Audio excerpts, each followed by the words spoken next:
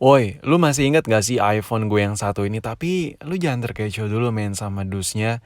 Ya kalau buat dari dus yang lu lihat ini nih masih bagus lah ya.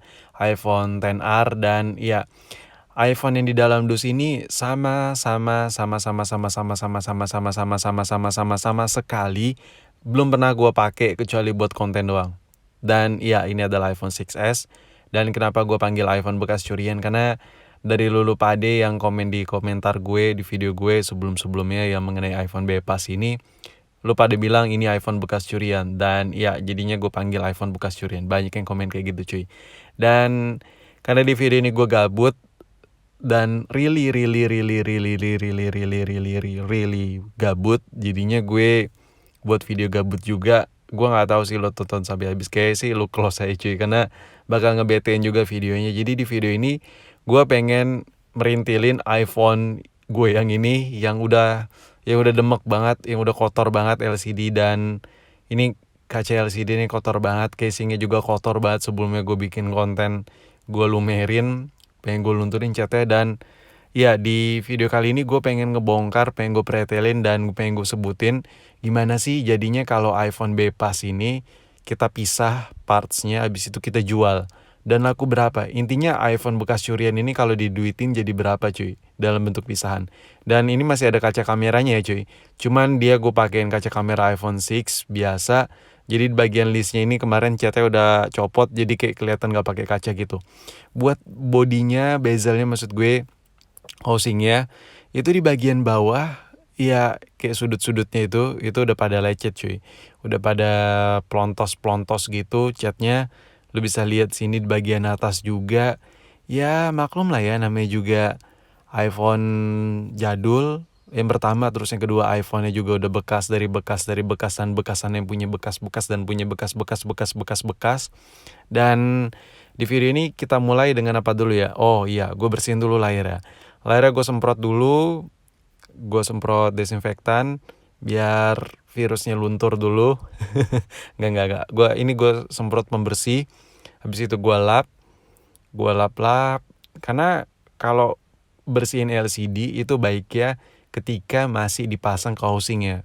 Jadi benar-benar LCD-nya itu nggak ketekan-tekan gitu. Dan kalau lu housing LCD lu masih kepasang utuh di iPhone-nya, itu masih lumayan tahan terhadap tekanan dibandingkan udah LCD tok doang lu pegang terus lu bersihin gitu. Itu bahaya men, karena risiko banget nekan bagian daleman LCD-nya. Jadi mumpung kepasang, nah lu bisa lihat nih cuy, udah mulai bersih kan nih iPhone-nya. Dan setelah LCD-nya bersih, lu bisa lihat sini udah kinclong banget. Alangkah indahnya lagi, alangkah epicnya lagi, lu pasang tempered glass men. Cuman sayangnya gue nggak suka tempered glass, dan gue tuh lebih suka iPhone gue tuh lecet-lecet, layar baret-baret, biar bila perlu retak-retak gitu cuy. Kayak resep aja gitu kalau lagi pakai iPhone, layar gue tangan gue berdarah gitu, ketusuk-tusuk, itu seru banget kayaknya. Dan habis itu body iPhone-nya, bagian housingnya dibersihkan, disemprot lagi, habis itu ya dilap-lap lagi cuy. Dan kalau lu bersihin iPhone pakai semprotan-semprotan gitu, cairan tertentu atau apalah itu, bodo amat lu memanggil apaan pembersihnya, sebisa mungkin lu jangan semprot bagian jaring yang ada di speaker buat telepon. Itu ringkih banget, mau iPhone lu anti air kah, mau apapun itu, kecuali emang lu udah bener-bener jamin iPhone lu itu bawaan dari baru ya, yang ada sertifikat IP-nya, bener-bener beli resmi, baru boleh deh lu semprot-semprot gitu. Cuman kalau beli second kan lu nggak tahu juga kan, ada si pelindung IP-nya masih ada di iPhone lu atau enggak. Pokoknya bahaya deh kalau yang jaring-jaring, sudut-sudut, kalau bisa sih kayak bezel-bezelnya, list-listnya itu jangan lu semprot, bahaya banget. Dan sini udah kinclong iPhone-nya, housing udah bersih, cuman lecetnya nggak hilang lah ya. Karena kalau melecet hilang ya harus ganti housing dulu men. Ya kali disemprot lecet-lecet baretnya hilang. Nah setelah bodinya udah bersih semuanya, LCD udah bersih, SIM card tray dicabut, LCD dilepas. By the way ini bukan video tutorial hijab anjir, bukan. Sorry salah sebut. Maksud gue bukan tutorial ngelepas LCD dan lain-lain, bukan tear down juga. Jadinya langsung gue skip aja momennya. Dan di sini bagian LCD-nya seperti biasa lah ya, namanya juga gue beli iPhone bebas bekasan yang kalau kata lo bekas curian. Sini bagian kaleng-kalengannya banyak banget yang gak lengkap. Kalau buat baut, untuk baterai ada 2 baut yang gak ada, Terus di bagian pelindung fleksibel LCD ada 4 titik baut yang nggak ada, sama 1 drat yang nggak kepasang juga. Dan ya mungkin sekitar 6 baut di sini kurang, dan ya udah fleksibelnya gue lepas dulu.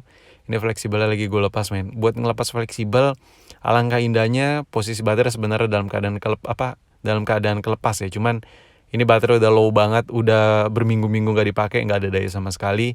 Nah, untuk bagian LCD udah kelepas. Nah, kita sekarang ngobrolin soal harga nih. Negosiasi dulu nih. Nah, buat LCD, karena ini LCD-nya udah gak ori, mungkin kalau LCD 6S dengan keadaan seperti ini, LCD-nya tok bisa gue jual mungkin 150.000. Udah gue pasangin tempered glass. LCD-nya tok 150.000 gue pasangin tempered glass, terus udah gue bonusin home button ya. Nah, buat kalengnya itu kaleng home button sama kaleng pelindung LCD. Kalau kaleng pelindung LCD gue biasa jual ke akang-akang servis itu 65.000. Kalau kaleng pelindung home button ya, maksudnya dudukan home button itu 25.000. Terus kalau fleksibel atas buat kamera dan sensor dan lain-lain itu 50.000 bekas. Terus untuk pelindung dudukan speaker telepon itu 25.000, speaker teleponnya sendiri 25.000. Terus buat baterai dan lain-lain ini masih belum gue lepas. Kita lepas kamera dulu nih cuy. Nah, buat pelepasan kamera lu juga harus hati-hati. Kalau bisa sih lu pakai masker ya, karena hembusan napas lu itu ketika masuk ke lensa kameranya itu bisa resiko ngebuat jamur.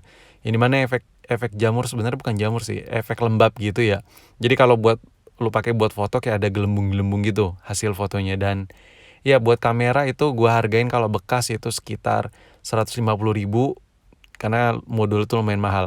Sekarang Taptic Engine 6S gue biasa jual 85.000 copotan ya, khusus copotan Taptic Engine.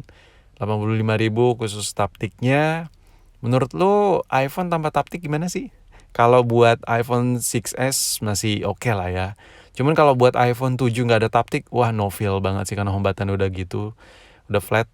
Untuk buzzer gue biasa hargain ke akang-akang servis 125.000 buzzer. Kalau masih ori banget ya, itu sepaket ya atas bawah. Kalau bawahnya doang, gue biasa ngargain cuma 100.000.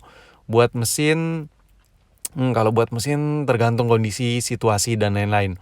Kalau mesin itu gue biasa kalau masih mulus kayak gini, gue bisa ngasih harga ke teman-teman servis gue 125.000 sampai 150.000.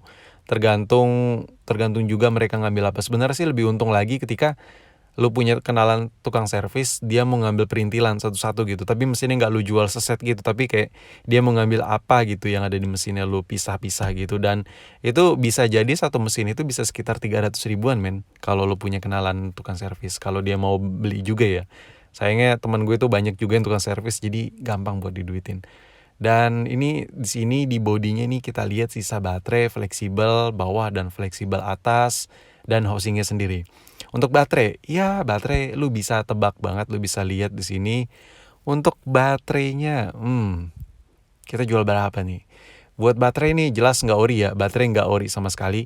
Mungkin kalau baterai nggak ori, second gini gue jual 35.000 cuy. Ya emang make sense gitu kan, karena kalau nggak ori yang baru itu sekarang 50.000-an ya, 50-40.000, gue jual 35.000. Dan untuk fleksibel atas itu gue jual copotan ke teman-teman servis gue 115 sampai 125, karena gue bonusin sama fleksibel tombol on off sama tombol volume. Tapi kalau nggak sama itu gue jual cuma 85.000.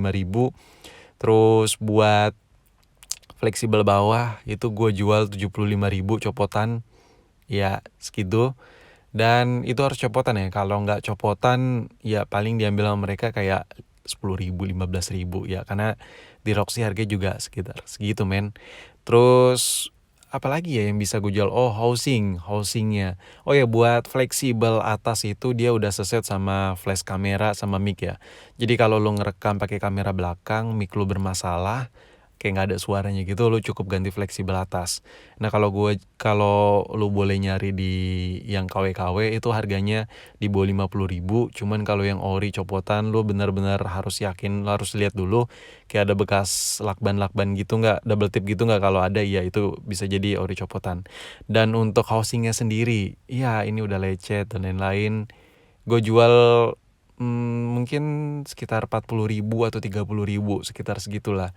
Karena bagian ujungnya itu udah banyak banget yang lecet-lecet. Terlebih lagi kaca kameranya udah gue ganti juga. Sebenarnya lebih bagus kaca kamera kayak gini men. Karena kalau lu beli housing yang second yang baru, maksud gue housing yang baru tapi KW, itu kaca kameranya kayak dari plastik. Kalau ini kacanya udah gue ganti kaca beneran cuy, kaca asli bawaan iPhone. Cuman biasanya gue jual ke teman gue di bawah 50.000 sih tetap. Yang penting sih housingnya itu belum ada bengkok. Jadi overall total keseluruhan gue nggak tahu. Lu coba ngitungin lagi, coba deh lu ulang lagi totalnya berapa. Mungkin ini kan biasanya gue random komen banget yang gue pin. Ini buat lu, coba lu ngitungin lagi dari awal yang gue hitungin, gue sebutin tuh berapa totalnya. Buat yang paling cepat nanti komentar lu yang bener soal total harga yang gue sebutin tadi berapa. Nanti komenan lu gue pin, ya hitung-hitung, bantuin gue lah ngitung, karena gue lagi puyeng nih, gue lagi pengangguran banget cuy, sumpah.